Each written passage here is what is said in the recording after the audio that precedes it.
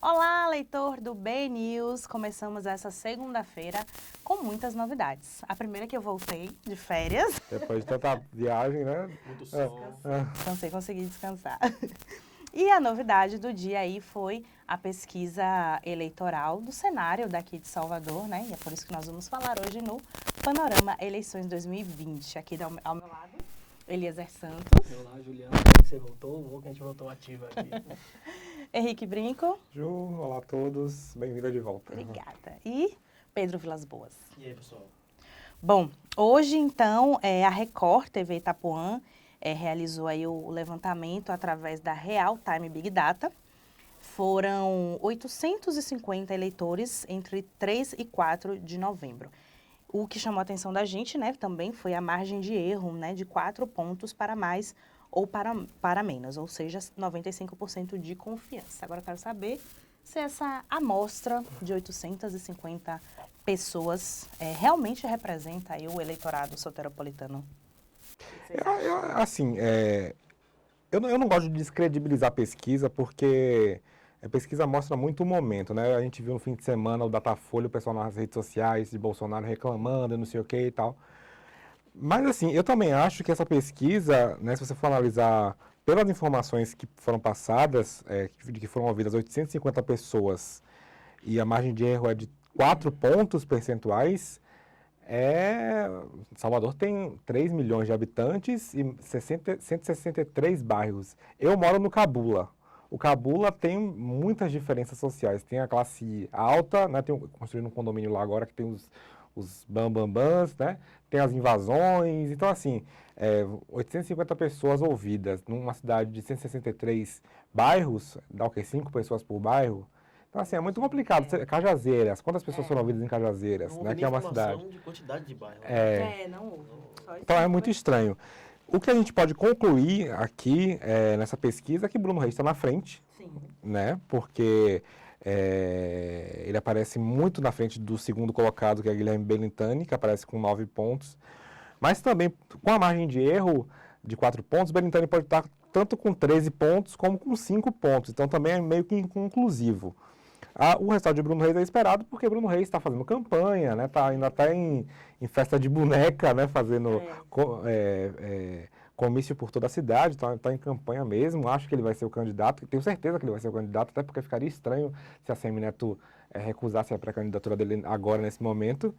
E eu acho que é isso mesmo. E justamente com essa margem de erro, a gente tem praticamente 4 candidatos aqui empatados na segunda posição, que seria então Guilherme Belintani, Sargento Isidório, Pellegrino e Olívia Santana, né, que pontuou aí com 6, Pellegrino com 7%, Sargento Isidório com 8% e Belintani com 9%. Então, essa margem de erro também complica até na nossa análise aqui, para saber realmente quem está disputando aí uma segunda posição, então, com Bruno Reis.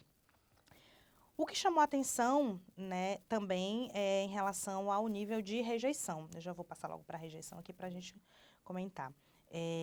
Sargento Isidório teria aí 17% de rejeição, Pellegrino em segundo com 8%, Olívia Santana com 5%, Márcio Marinho 5%, Hilton Coelho 4%, empatados com o João Bacelar, Bruno Reis, Geraldo Júnior 2%, Guilherme Belintani 2% e Léo Prates também 2% de rejeição. Alguns desses políticos aqui comemoraram. É engraçado que a gente estava comentando, né? Que quando a pesquisa é favorável, todo mundo legal, comemora. Quando não é favorável, não, vamos ter cautela. Porque, né? Não vamos comentar. Pesquisa realmente não retrata do momento. Estamos a um ano das eleições. Mas hoje, nós tivemos aí vários eventos hoje de manhã e o assunto do dia realmente foi a pesquisa, né? A gente fez a repercussão aqui no site. Né, então, Léo Prates falou, próprio Belintani, Geraldo Júnior, Rui, que a gente estava comentando, né, foi mais ponderado, né, na declaração dele. E antes só de falar da repercussão, eu só queria abordar essa questão da rejeição.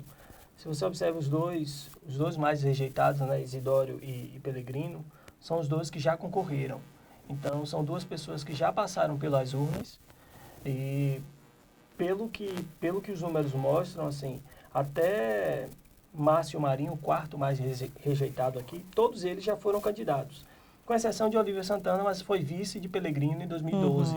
Então, assim, são pessoas já conhecidas que você tem essa rejeição. Por outro lado, quando você pega os 4 últimos, você tem praticamente todos empatados, exceto Bruno Reis, com 4%, que já foi vice de Assemineto. Mas Geraldo Júnior, Belintani e Léo Prates não concorreram em nenhum momento a cargos majoritários. Então, você também...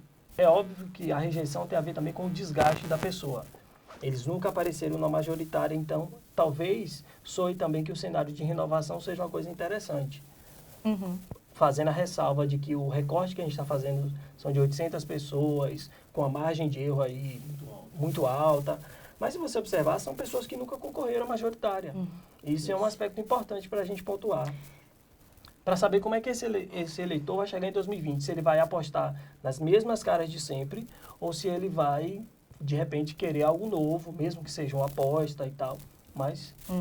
Eu ouvi hoje nos bastidores também, dessa questão da rejeição, do quanto o prefeito ACM Neto não consegue transferir votos, né? Então, Bruno Reis, nessa primeira pesquisa aqui, com 20% dos votos, mas que por ser o sucessor do prefeito, já estar trabalhando para isso, já deveria estar no mínimo com 30%, né? Pelo menos já nesse momento, porque a gente está em dezembro, né? O trabalho de Bruno Reis aí vem pelo menos desde o mês de junho para cá. Então, ele tem 6 meses, pelo menos, na frente dos outros pré-candidatos. Então, ele já poderia estar com uma vantagem maior entre os outros candidatos.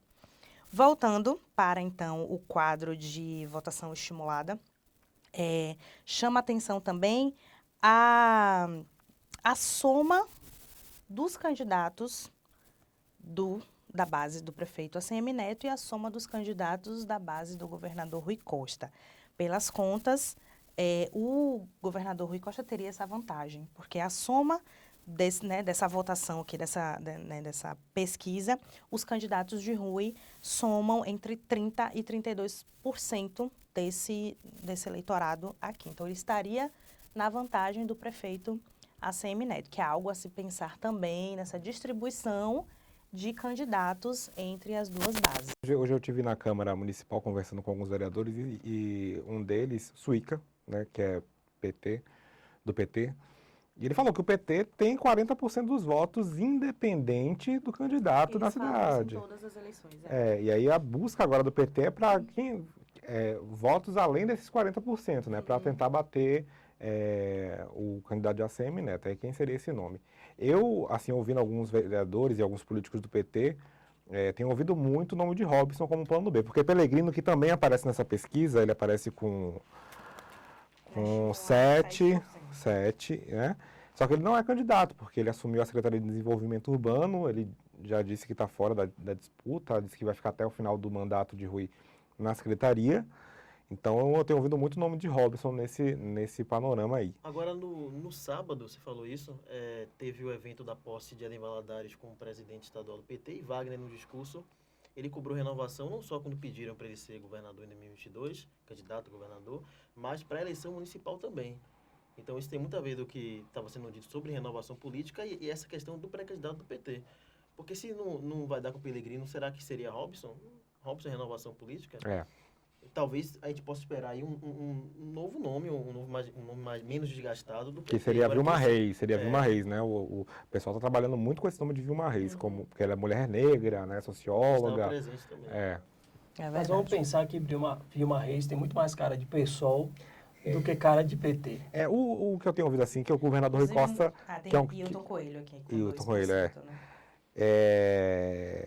o governador Rui Costa tem defendido internamente um nome que seja competitivo, né? Porque para você enfrentar a ACM Neto, o candidato de ACM Neto, não adianta você ficar só na retórica, né? De antigolpe, igual a Alice em Portugal fez na última eleição. Associar Bolsonaro, né? Tem tentado muito. Mas é justamente isso que a gente tem visto, assim, no PT.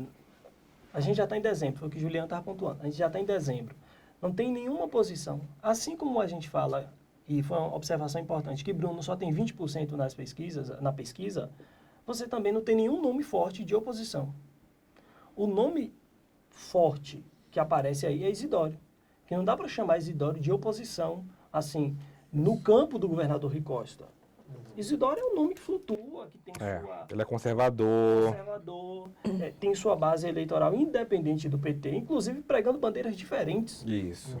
Então, e uma abordagem que você fez é muito interessante. Rui é pragmático, ele quer um candidato para vencer. Lembra que em 2018 ele tirou, né, a senadora Lídice da Mata da chapa de reeleição ao Senado e botou Ângelo Coronel, porque o PSD tinha mais prefeituras para ajudar na reeleição dele do que o PSB de bola de Lídice. Então, Rui é pragmático, não tem essa coisa da simpatia pelo discurso. Eu lembro que, acho que foi uma declaração de Jorge Sola, que é mais um pré-candidato do PT. Lembrando que em Vitória da Conquista, certa vez, parece que o PT teve 17 pré-candidatos a vice. E na hora da definição, não escolheu nenhum daqueles 17, escolheu outro. Então, isso para mim não é abertura, não soa como abertura, como diálogo, como um partido plural. Soa um pouco de despreparo, de falta uma estratégia cirúrgica, entendeu? Para ganhar, pensar para ganhar. E pensar que a oposição daqui, falando do grupo do governador Rui Costa, aposta que o principal nome que eles apostam é um nome que foi secretário de Assemineto, que é Belintani, é assim, é uma atestado de falência da oposição. Eles não construíram nada nesses 4 anos. E vão usar uma retórica de Bolsonaro nacionalmente para falar dos problemas em Salvador. Não sei se vai colar. Você falou, 2016 não funcionou. Aquela ideia de golpe, de Temer, não colou. E ali se tomou uma lavada aqui na reeleição de Neto. Então, o risco que a gente tem no embate político é isso. Não tem um nome. E o único nome que a gente pode chamar de oposição é Isidório. E tudo pode mudar realmente, porque Rui disse, né, que só vai mexer os pauzinhos aí a partir de 2020, né, na virada do ano, pós-virada do ano. Então, esse final de ano aí vai ter muita coisa pra gente pautar Mas aí. conhecendo o Rui assim, Rui não vai entrar nesse Eu ouvi isso, exatamente isso hoje. Gente, esqueça, Rui Costa não vai entrar de cabeça nesse jogo. Não vai. Mas ele até falou que o candidato... eu acho que a cobrança é tão grande para que o governador entre, né, já que Jacques Wagner aí é um articulador nato e sempre fez isso muito bem. Então, há uma cobrança do governador Rui Costa, que não deu certo lá em 2016, né, a estratégia que ele fez.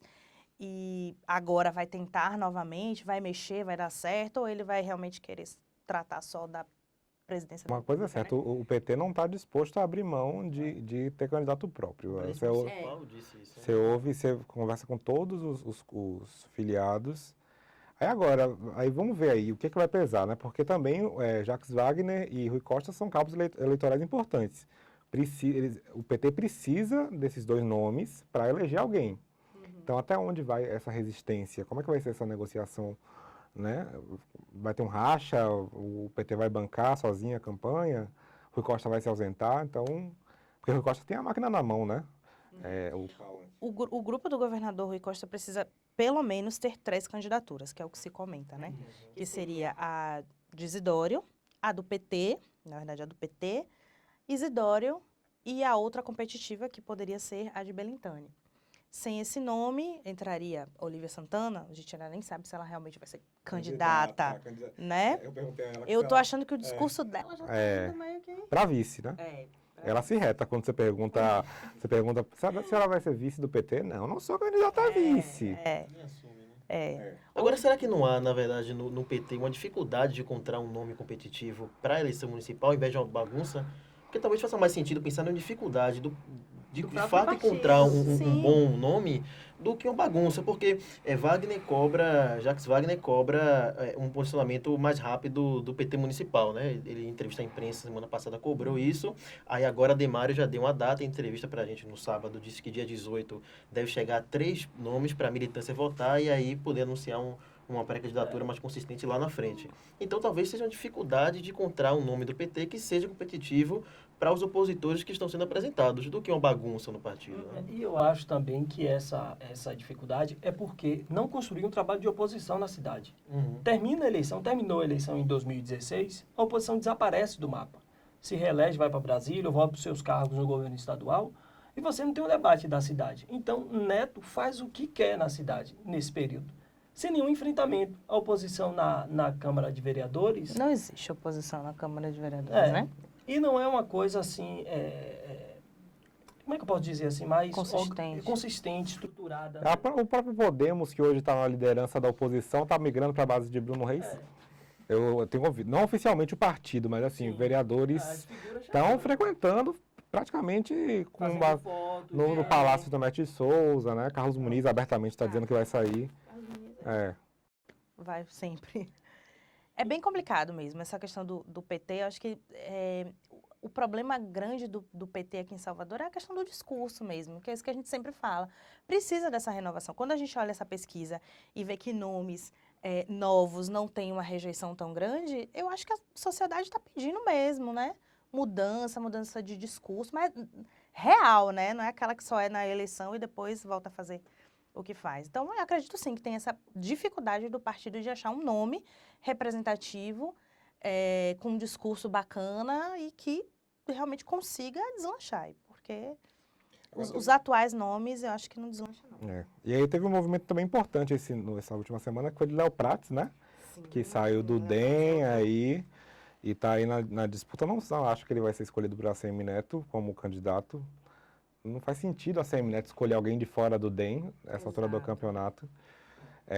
Eu ouvi umas histórias aí, né, de que rola um ciúminho entre Léo Prates e Bruno Reis, né, que já remete desde a última eleição, que Sim. a fofoca de bastidor dá conta de que Léo Prates queria ser vice de ACM Neto e acabou ACM Neto preferindo Bruno Reis, e aí Léo Prates ganhou a presidência da Câmara como um prêmio de consolação. Isso é o povo que diz, tá?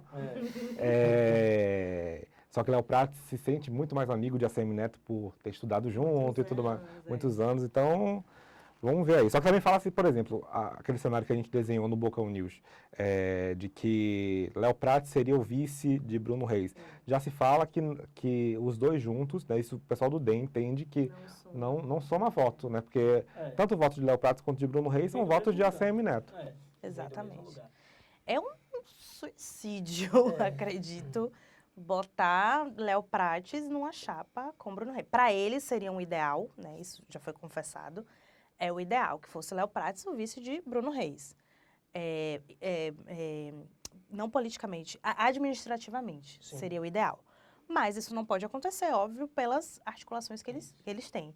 Mas é exatamente isso, não agrega valor, não agrega votos. Então, praticamente um suicídio.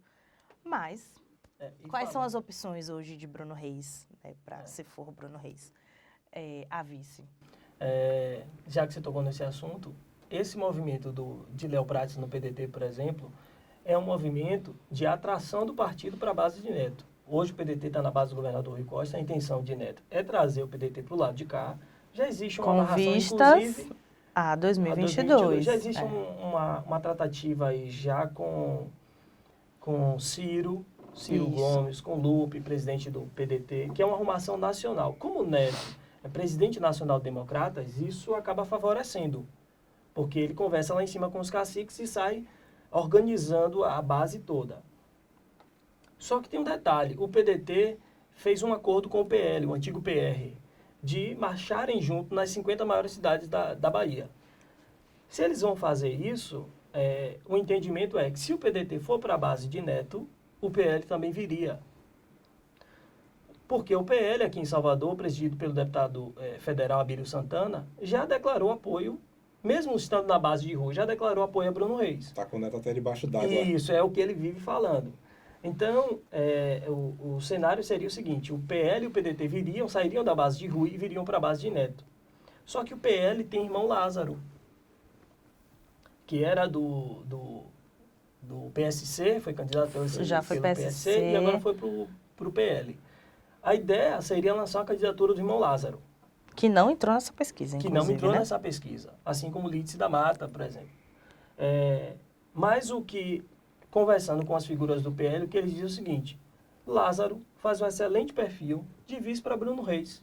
É óbvio que ninguém vai chegar na mesa para negociar dizendo eu quero ser vice, né? Ninguém chega, todo mundo quer um espaço melhor. Por quê? É negro, toca uma fatia da sociedade mais conservadora, evangélico. Então, tem esse apelo, né? Seria um enfrentamento ao Polo Isidoro, por exemplo, que tem o mesmo perfil. você coloca aí uma dose de desequilíbrio, né? Para não chamar de loucura, mas você coloca uma dose de desequilíbrio em Isidório. Que já estão tentando lapidar Isidório, né? Isso, deixar ele mais Sociável. palatável. Então, seria um cenário interessante fazer uma chapa com o irmão Lázaro, por exemplo, para Bruno Reis. O problema aí é que a avaliação também interna de algumas pessoas próximas a Bruno é que seria melhor uma mulher e não um homem. Ter uma mulher negra seria mais interessante, assim como a Semineto fez. Então, repetindo a receita, a Semineto pegou Célia Sacramento, que ninguém conhecia, botou do lado, é mulher, negra, educadora, faz o perfil de enfrentamento a Olívia Santana, por exemplo, que era vice de Pellegrino na época. Então, a receita para Bruno Reis vai ser a mesma. Não tem muita coisa nova. Então, botar Léo Prates como vice de Bruno Reis seria... Sem falar que Bruno e a Semineto estão querendo aí se descolar de Bolsonaro, né? Desse pessoal aí de extrema-direita. Inclusive, eu fui cobrir o evento da ADEME na semana passada. A Semineto não deu as caras. Bruno Reis, que sempre é enviado para essas pautas, assim, não deu as caras. Então, eles estão querendo se descolar mesmo de Bolsonaro. Nas declarações, até em entrevistas, né, em off, né, o pessoal do grupo evita falar de Bolsonaro, desse pessoal. Então, assim, Bolsonaro não entra aqui na Bahia no ano que vem, eu acho. Um outro grupo que está se colocando. Só para explicar, porque nesse evento da ADEME, na semana passada, Flávio Bolsonaro, filho de Bolsonaro, estava também, por isso que eles não foram. Nessa pesquisa aqui também, o que chama a atenção é um outro grupo que está se colocando aí, a Prefeitura de Salvador, né, um outro bloco partidário, que é encabeçado pelo presidente da Câmara, Geraldo Júnior, e aí você tem Solidariedade, MDB, PSC e PTB, com a possibilidade grande de inclusão do Republicanos, né, que era o antigo PRB, que aí você tem Márcio Marinho aqui com 5% e Geraldo Júnior com 3%. Então, somando aí 8%, já consegue aqui chegar nas primeiras posições. Essa na estimulada, cenário 1. Na cenário 2, o Geraldo sobe também, para 6. Isso, quando não tem Bruno Reis, ele sobe. E aí você tem Márcio Marinho, que desce para 4. Mas só numa soma, né, para a gente ver também que é um grupo também que pode balançar, né, pelo menos. Se vão seguir em frente, aí já é outra história. Mas atualmente é um bloco partidário que tem movimentado, inclusive, essas posições com partidos. Se o Republicanos vem, o Republicanos, né, Geraldo fez aí uns acenos, o Republicanos disse que não era bem assim. Bruno Reis no outro dia, né, então tá movimentando também.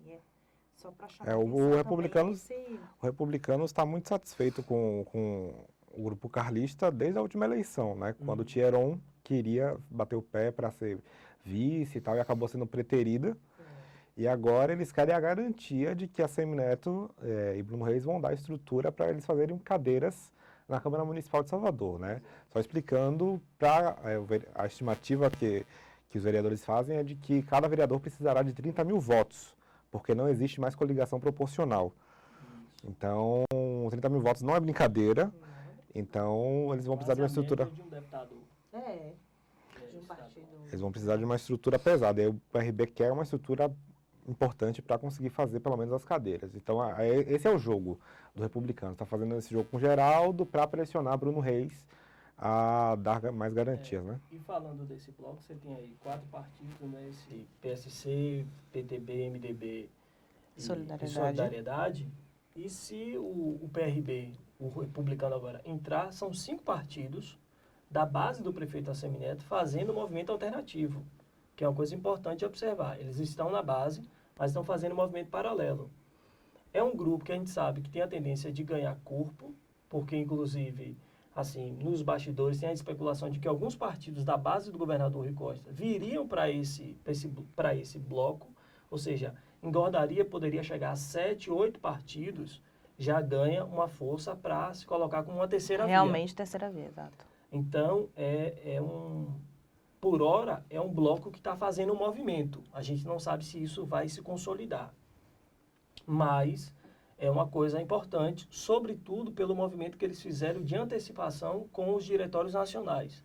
Eu lembro que nas últimas semanas, Geraldo Júnior foi a Brasília com Você esse... estava em eu Brasília. estava lá, flagrei o grupo nessa movimentação toda, conversaram com todos os líderes nacionais que deram a bênção para uma pré-candidatura de Geraldo aqui, compondo esse bloco.